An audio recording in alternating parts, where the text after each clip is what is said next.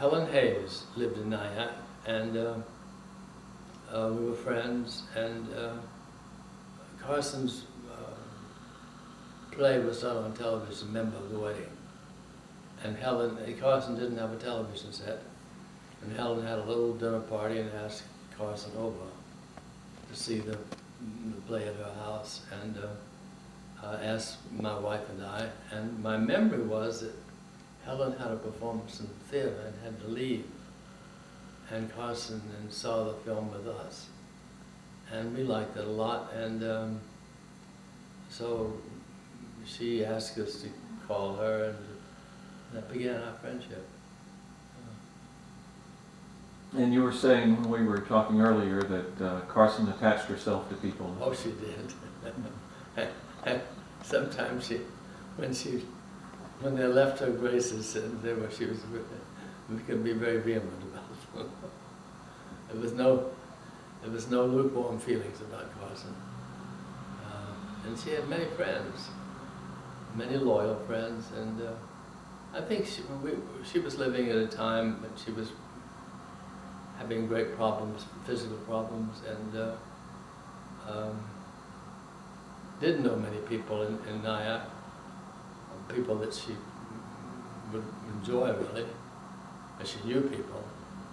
And she was very devoted to my wife, who was a kind of strong lady that she often seemed to attach herself to. And we began to see her off and on almost every other week for a spell. And you would go to her house on the South And she'd come to my house. We lived in two different houses. We first lived in Upper Nyack, and then we moved down to Ferris Lane, which was closer to Carson. And she came to both places, but it was easy on her since it was difficult for her to get in and out of cars, and so we would often go to her house. And Ida Reeder was always Ida was there, always there. And marvelous cook she was, and I was devoted to Ida. And always felt very welcomed by Ida. And Ida too was, she was the if she didn't like you, she'd let you know it. And I had seen Member of the Wedding, and as a matter of fact, the first time I'd ever seen Carson, I went to, I think it was the closing night of Member of the Wedding. My mother and father were in town, they'd never seen it, and I wanted them to see it. It was at the Empire Theater, and just a handful of people there, they'd run for a year, and the audience had kind of played out. Remarkable that people embraced it as they did, It was a lovely production, I thought. And Ethel Waters and Julie Harris were so wonderful, and little Brandon DeWelder, and here was Carson, looking, lonely as she often looked.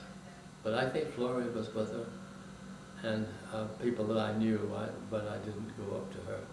And she was there watching the last performance of her play. And it was very moving to see her.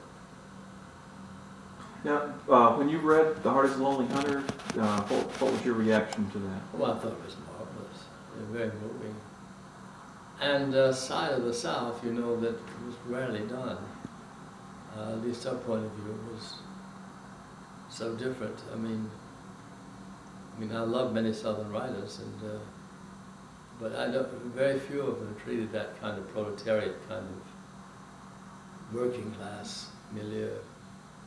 And when I got to know Carson, know about her, I almost couldn't imagine how she knew about this. She was a pianist and was artistic and seemed to come from a very different background.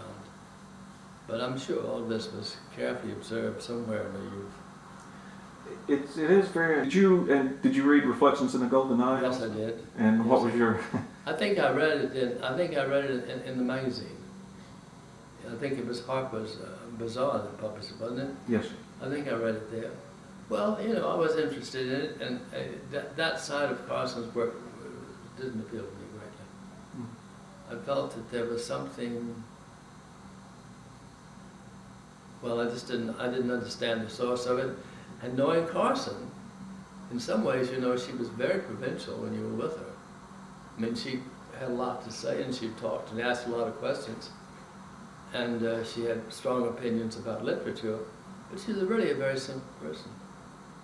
I mean, she didn't seem to have any need for great materiality or anything like that. And once I got to know her, we laugh at things and gossip and talk about people we knew, but there was something very kind of plain and unvarnished about her, not pretentious. And later on, after I moved away but really didn't keep in touch with her, to my sorrow, I read things like going over to Ireland with John Huston and being entertained in castles and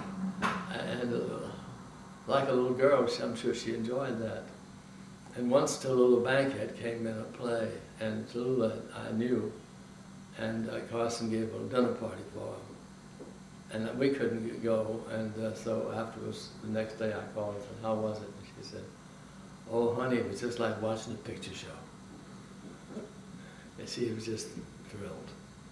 And so there was that side of her, like a little girl, you know, and she was very engaging, and you know, I spent many a happy hour with her in the house. Well, were you at the dinner party with Arthur Miller No, and Marilyn Monroe and no. Isaac Dennis? No. No. You've heard about that. Well, I knew her well. I heard all about it the next day. She couldn't get over it. Mm-hmm. But you know, her dining room table was not large. Mm-hmm. And I don't know if, I have a hunch it was a sit-down dinner, wasn't it? Was Dr. Mercer there? No, she didn't. She didn't get to make it that day. No. And so I think a dining room table couldn't have seated comfortably more than 8 people. So who was that? Marilyn Monroe, Arthur, and Isaac Dennison, and Carson. And Jordan Massey, who was Carson's cousin. Yeah. Seems like Valentine Sharif. Was that? I think that was your name. Another of her friends from the city. Yeah. But I don't even think Rita was there. No, I know she wasn't. Rita would come out on the weekends. For some reason, Carson never wanted us to meet. Oh, you never met her? No, never met her. And we were with Carson a great deal at that time. And Rita would come out on weekends with a group of friends.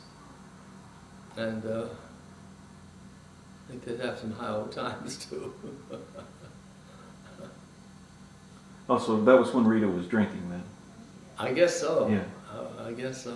Yeah, but she did successfully quit drinking, but Carson never did. Yes, she did. But Dr. Mercer said she never saw her drunk. No, neither did I, and nor did I ever see her great quantities when we were with her. I mean, she'd have a drink, but I suppose that she maybe drank early in the day when we weren't there, but usually we would be there for supper, or dinner, whatever you want to call it. And she'd have a drink, but that's all. There's so many myths around Carson now, too. One is that she was an alcoholic, and which nobody that I've spoken to... No, she was not an alcoholic, because I know well about alcoholic. Mm-hmm. And she was not an alcoholic. She was very needy. She needed affection and she needed attention, like we all do. But maybe but never. No, she just wasn't. No, I think, and plus the fact that, at least when I knew her, a lot of the time she was working on the clock without hands. Mm-hmm. And having to dictate it. So I don't think she could be very drunk if she was doing all that. No. Carson was strange and not strange.